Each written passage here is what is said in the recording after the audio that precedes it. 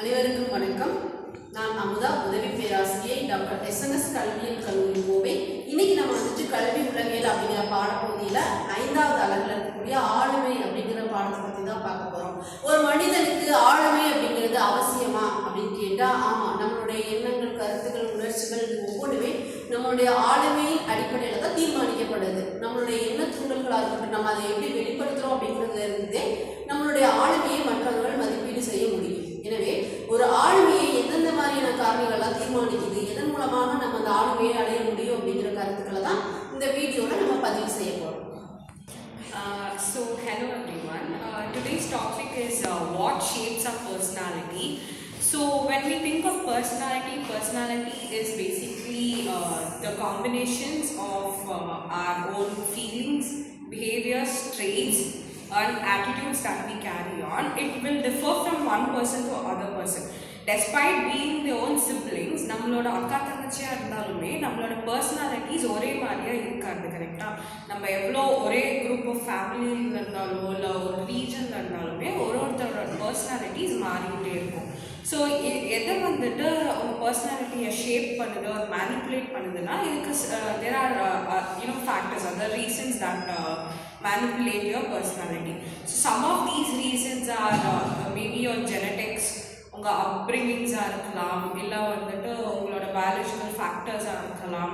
All these influences your personality highly. இப்போ life எக்ஸ்பீரியன்ஸில் நமக்கு சக்ஸஸும் இருக்கும், ஃபெயிலியரும் இருக்கும். நம்ம சக்ஸஸாக இருக்கும்போது நம்மளுக்கு கான்ஃபிடென்ட் எல்லாமே நமக்கு பில்ட் பண்ணி கொடுக்கும், மோட்டிவேஷன்ஸ் இருக்கும். இதே ஃபெயிலியராக இருக்கும்போது நம்ம அடுத்தடுத்து என்ன பண்ணணும் சக்ஸஸ் ஆகிறதுக்குன்ற ஒரு நமக்கு வந்துட்டு அதே மாதிரி நிறைய ப்ராப்ளம் சால்விங் ஸ்கில்ஸ் எல்லாமே நம்ம அந்த ஃபெயிலியராக இருக்கிற டைமில் இதெல்லாம் பண்ணால் தான் நம்மளால் அச்சீவ் பண்ண முடியுன்ற ஒரு இது இருக்கும். அதே மாதிரி ரிலேஷன்ஷிப்னு எடுத்துகிட்டு இப்போ காலேஜில் இல்லை ஸ்கூல்ஸ்லாம் நம்ம படிக்கிறோம். நம்ம டீச்சர்ஸ்க்கும் ஸ்டூடெண்ட்ஸ்க்கும் இருக்கிற ரிலேஷன்ஷிப்பாக இருக்கட்டும், ஃப்ரெண்ட்ஸ் கூட இருக்கிற ரிலேஷன்ஷிப்பாக இருக்கட்டும், எல்லாமே நம்மளுக்கு ஒரு புதுவான எக்ஸ்பீரியன்ஸாக தான் இருக்குமே. நம்ம எல்லா விஷயத்தையும் எல்லாருக்கிட்டேருந்து கற்றுக்கலாம். யார் எப்படி எப்படி இருப்பாங்க எல்லாமே நம்ம நிறைய கற்றுக்கலாம்.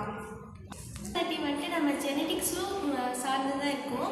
விச் மீன்ஸ் நம்ம பேரண்ட்ஸ் எப்படி நம்மளை வளர்க்குறாங்க, அவங்க என்னெல்லாம் பண்ணுறாங்களோ நம்ம அதை அப்சர்வ் பண்ணி தான் நம்ம வளருவோம். ஸோ நம்ம ஜெனட்டிக்ஸ் எப்படி வரும்னா நம்ம அப்பா கிட்ட இருக்கிற ஒரு பழக்கம் நம்மக்கிட்டேயும் இருக்கும். ப்ளஸ் அம்மா கிட்ட இருக்கிறது, நம்ம கிராண்ட் பேரண்ட்ஸ் எல்லாருக்கிட்டேயும் இருக்கிறது நம்மக்கிட்ட அட்லீஸ்ட் ஒரு 1% இருக்கும். So it also depends on the genetics which is says personality is depending on genetics also. Personality shape பண்ணுறது அப்படிங்கிறது ஒரு தனிப்பட்ட ஒரு ஃபேக்டர்னால மட்டுமே நம்மளோட பர்சனாலிட்டி ஷேப் பண்ணிக்கிறது. நம்ம சொசைட்டின்னு வெளியே போயிட்டாலும் இல்லைன்னா நம்மளோட ஸ்டூடெண்ட்லேயே ஃப்ரெண்ட்ஸுக்கு 2 பேர் இருந்தாலும் அவங்கள பார்த்தும் நம்மளோட பர்சனாலிட்டியை சேஞ்ச் பண்ணுறதுக்கும் சான்சஸ் நிறையவே இருக்குது. அதனால் சோஷியலாகவும் இல்லை பியர்ஸ் மூலமாகவும் நம்ம பர்சனாலிட்டியை ரொம்பவே நம்ம சேஞ்ச் பண்ணிகிட்டு இருக்கோம். ஏன்னா ஆளுமை திறமைங்கிறது எப்படின்னா நம்மளோட இப்போ நம்ம ஒருத்தவங்களுக்கு நம்ம ரியாக்ட் பண்ணுறது, ஒருத்தவங்களை பார்த்தா நமக்கு கோவம் வரும், ஒருத்தவங்க பார்த்து ஒரு கிளாஸ்மேட் போயிருந்தோம்னா பயம் வரும், அப்புறம் ஒரு சில இடத்துல ரொம்ப ஹாப்பியாக இருப்போம். நம்ம எங்கெங்கே எந்த இதெல்லாம் நம்ம வெளிக்கொண்டு வரோமோ அதை வச்சு தான் அவங்க நம்மளையே இந்த பொண்ணு இப்படித்தான் அப்படிங்கிற ஒரு இது கொண்டு வருவாங்க. அந்த ஆளுமை திறன் நம்மகிட்ட எப்படி இருக்குதுங்கிறது நம்மளோட உணர்ச்சிகள் மூலியமாகவும் கண்டுபிடிச்சிக்கலாம். பர்சனாலிட்டி அப்படிங்கிறது சோஷியல் மீடியாலேயும் டெக்னாலஜிலையும் இப்போ நம்ம எல்லாருமே அதிகமாக யூஸ் பண்ணுற ஒரு இடமா இருக்குது.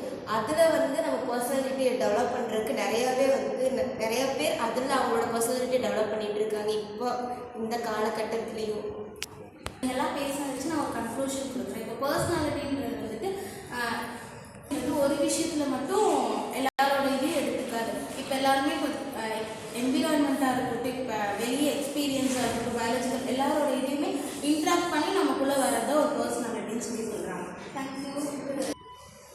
ஒரு மனிதனுடைய ஆளுமையை தீர்மானிக்கக்கூடிய முக்கியமான காரணங்களாக இன்றைக்கி நம்ம உளவியலில் பார்த்திங்கன்னா உடல் அடிப்படையிலான ஃபிசியலாஜிக்கல் ஃபேக்டர்ஸ்னு சொல்கிறாங்க. ஓகேங்களா? உடலியல் அடிப்படையிலான ஒரு காரணங்களை சொல்கிறாங்க. அடுத்து சமூக காரணிகள், உளவியல் காரணிகள், இந்த 3 அடிப்படையில் நம்ம நம்மளுடைய பர்சனாலிட்டியை டிஃபைன் பண்ணலாம். ஒரு மனிதனுடைய ஆளுமையை வெறும் உடல் அடிப்படையில் வச்சு மட்டுமே நம்ம தீர்மானிக்க முடியுமா அப்படின்னா முடியாது. அதுக்கு பின்னாடி உளவியலாளர்கள்லாம் என்ன சொன்னாங்கன்னா உளவியல் அடிப்படையில் அதை தீர்மானிக்கணும் அப்படின்னாங்க. உடல் உளவியல் ரெண்டுமே தீர்மானிக்காது. ஏன்னா அந்த உடலை வச்சு அந்த உளவியல் அடிப்படையில் அவன் எப்படி பண்ணுறாங்கிறத விட சமுதாயத்தில் அவன் அவன் எப்படி இம்ப்ளிமெண்ட் ஆகிறான் அந்த ஆளுமையை வச்சு அப்படிங்கிறதா இது முக்கியமான கருத்துக்கோளாக இருக்குது. எனவே ஒரு மனிதனுடைய ஆளுமையை தீர்மானிக்கக்கூடிய முக்கியமான காரணிகளாக நம்ம எதை சொல்லலாம் அப்படின்னு நீங்கள் பார்த்தீங்கன்னா, உடலியல் அடிப்படையில் இருக்கக்கூடிய காரணிகளாக வச்சு நம்ம வந்துட்டு ஒரு மனிதனுடைய பர்சனாலிட்டி டிஃபைன் பண்ணலாம்.